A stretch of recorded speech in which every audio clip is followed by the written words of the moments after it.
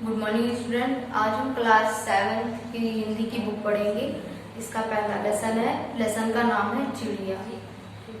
इस लेसन के लेखक है आरसी प्रसाद सिंह। इसमें चिड़िया इस लेसन का नाम है। इसमें कवि ने बताया है चिड़िया के माध्यम से कवि हमें कैसे दूसरों के साथ रहना चाहिए और कैसे हमें दूसरों के लिए सोचना चाहिए और हमारा व्यवहार कैसा होना चाहिए।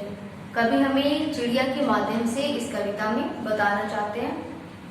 सबसे पहले तो हम सब इसे पढ़ेंगे, तो आप सब भी हमारे साथ पढ़िए। चलिए देखिए आप सब। पीपल की ऊंची डाली पर बैठी चिड़िया गाती है, तुम्हें ज्ञात अपनी बोली क्या संदेश सुनाती है। चिड़िया बैठी प्रेम प्रीति रीति हमें सिखलाती है। चिड़िया बैठी प्रेम प्रीति की रीति हमें सिखलाती है। वह जग के बंदी मानव को मुक्ति मंत्र सिखलाती है। वन में जितने पंछी हैं, खंजन कपोत चातक कोकी काक हंस सुख आदिवास करते सब आपस में हिलमिल। सब मिलजुल कर रहते हैं वे, सब मिलजुल कर रहते हैं वे, सब मिलजुल कर खाते हैं। आसमान ही उनका घर है, जहाँ चाहते जाते हैं। रहते जहाँ वे अपनी दुनिया एक बनाते हैं। दिन भर करते काम, रात में पेड़ों पर सो जाते हैं। उनके मन में लोभ नहीं, उनके मन में लोभ नहीं, पाप नहीं परवाह नहीं।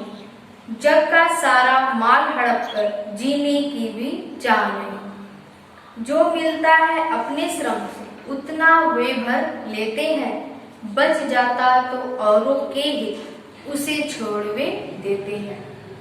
सीमाहीन गगन में उड़ते, सीमाहीन गगन में उड़ते निर्भय विचरण करते हैं। नहीं कमाई से औरों की अपना घर वे भरते हैं। वे कहते हैं मानो सीखो तुम हमसे जीना जग में। हम स्वच्छंद और क्यों तुमने डाली है बेड़ी पग में।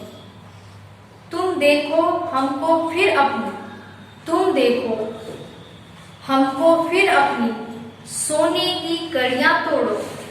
ओ मानव तुम मानवता से द्रोह भावना को छोड़ो। पीपल की डाली पर बैठी चिड़िया यही सुनाने आती है। बैठ घड़ी भर हमें चकित कर गाकर फिर उड़ जाती है। कवि इसमें सारी पंक्तियों में चिड़िया के माध्यम से हमें बताना चाहता है कि हमें कैसे रहना चाहिए। तो आप सब देखिए, एक एक पंक्ति पढ़ेंगे हम और उसकी व्याख्या करेंगे, ठीक है। चलिए देखिए आप सब। पीपल की ऊंची डाली पर बैठी चिड़िया गाती है, तुम्हें ज्ञात अपनी बोली में क्या संदेश सुनाती है। कवि इस पंक्ति में क्या कहना चाहते हैं? कहते हैं कि पीपल की डाली पर बैठकर, पीपल की ऊपर वाली यानी ऊंची डाली पर बैठकर चिड़िया अपनी ही धुन कुछ ना कुछ गाती रहती है। चिड़िया पीपल की जो ऊपर वाली पीपल के पेड़ की डाली पर बैठकर अपनी ही धुन कुछ ना कुछ गाती है। चिड़िया की वे मधुर आवाज हम सब सुनते हैं, लेकिन क्या हमने सोचा है कि हमें चिड़िया अपने शब्दों में हमारे लिए कुछ संदेश सुनाने आई है। यानी चिड़िया अपनी उस मधुर आवाज में हमारे लिए कुछ ना कुछ संदेश सुनाने आई है। चिड़िया बैठे प्रेम प्रीति की रीति हमें सिखलाती है। वह जग के बंदी मानव मुक्ति मंत्र सिखलाती है। इस पंक्ति में कवि कहते हैं कि चिड़िया पेड़ पर बैठकर हमें आपस में मिलजुल कर रहना चाहिए। सबके साथ आपस में मिलजुल कर प्रेम के साथ, प्यार से, खुशी से सबके साथ मिलजुल कर रहना चाहिए। यह संदेश देती है। संसार में सब अपनी अपनी मुश्किलों में कैद है। संसार के सभी मानव सभी मनुष्य अपनी अपनी मुश्किलों में क्या है, कैद है। वह उस मुश्किलों से बाहर निकलने का रास्ता हमें बताने आई है। क्या कहता है कवि कि चिड़िया क्या करती है कि जैसे मनुष्य सारी मुश्किलों में है ना, अपनी परेशानियों में कैद है, बंधे हुए हैं, तो उससे कैसे बाहर निकलना है यह हमें कौन बता रहा है, चिड़िया बता रही है। उसी का हमें क्या एक मुक्ति मंत्र, यानी उससे हम परेशानियों से कैसे निकलना है, उससे बाहर निकलने के लिए उत्साहित करती है, हमें उससे बाहर निकालना चाहती है। आगे देखिए, वन में जितने पंक्षी हैं, खंजन कपोत, चातक कोकिल, काक हंस सुख आदि वास, करते सब आपस में हिल में। सब मिलजुल कर रहते हैं वे, सब मिलजुल कर खाते हैं, आसमान ही उनका घर है, जहां चाहते जाते हैं। इस पंक्ति में कवि क्या कह रहा है कि पक्षी जो है आपस में मिलजुल कर एकता के साथ, है ना, मिलजुल कर एकता के साथ रहते हैं, है ना। तो कवि क्या कहता है कि वन में अनेक प्रकार के अलग अलग तरह के पक्षी होते हैं। जैसे हमारा खंजन, छोटे सी भूरे रंग की छोटी सी चिड़िया, है ना, और कपोत यानी कबूतर, चातक पपीहा, कोकिल कोयल, काक कौवा, हंस और तोता, ये सब एक ही जंगल में वास करते हैं, लेकिन आपस में सब प्रेम के साथ रहते हैं। ये आपस में मिलजुल कर रहते भी हैं और साथ में खाते भी हैं। आसमान जो इनका घर है वे अपनी मर्जी से यहाँ वहाँ जहाँ इनका मन करता है वहाँ उड़ते जाते हैं।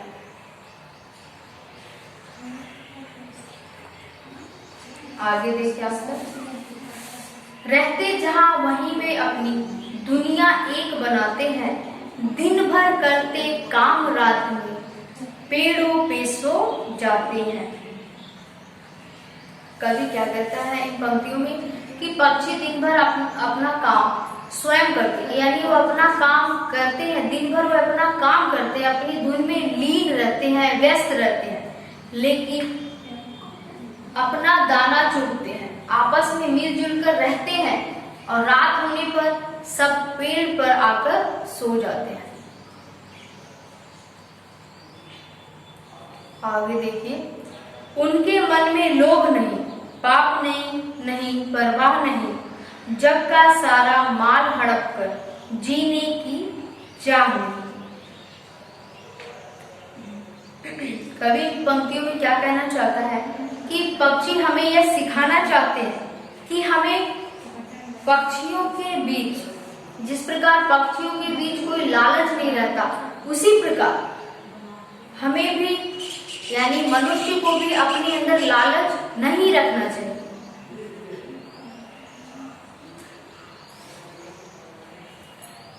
कोई किसी का बुरा नहीं चाहता, सभी अपनी अपनी धुन में मस्त रहते हैं। पक्षियों में क्या होता है, सब मिलजुल कर रहते हैं, है ना, और उनके मन में लालच नहीं होता। दूसरा, सब अपनी अपनी धुन में ही मस्त रहते हैं, किसी से कोई मतलब नहीं है, और ना ही उन्हें किसी बात की चिंता होती है, ना ही किसी प्रकार की उन्हें चिंता होती है, और ना ही किसी दूसरे का, ना ही वे किसी दूसरे का माल यानी दूसरे का दाना नहीं छीनते, यानी दूसरे का भोजन नहीं छीनते हैं, और ना ही उसमें लालच होती है। कवि क्या कहना चाहता है कि वह दूसरों के बारे में भी सोचते, यानी पक्षी जो है दूसरों के बारे में भी सोचते हैं।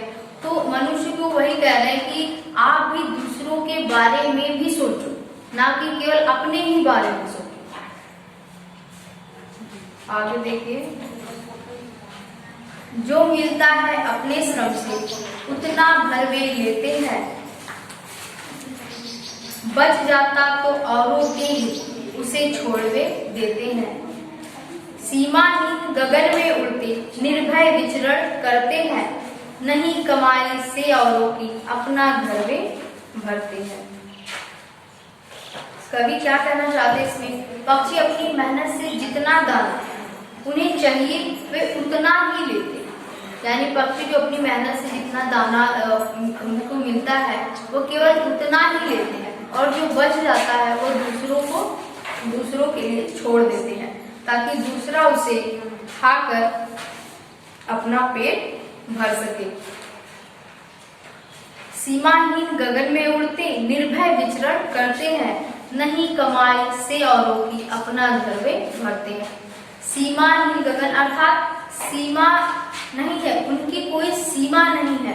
वह आकाश में पक्षी उड़ते हैं, सारा दिन बिना डरे वह आकाश में यहाँ वहां घूमते रहते हैं। उनके मन में कभी ऐसा नहीं होता कि वे दूसरों की मेहनत की कमाई लेकर अपना घर भर ले।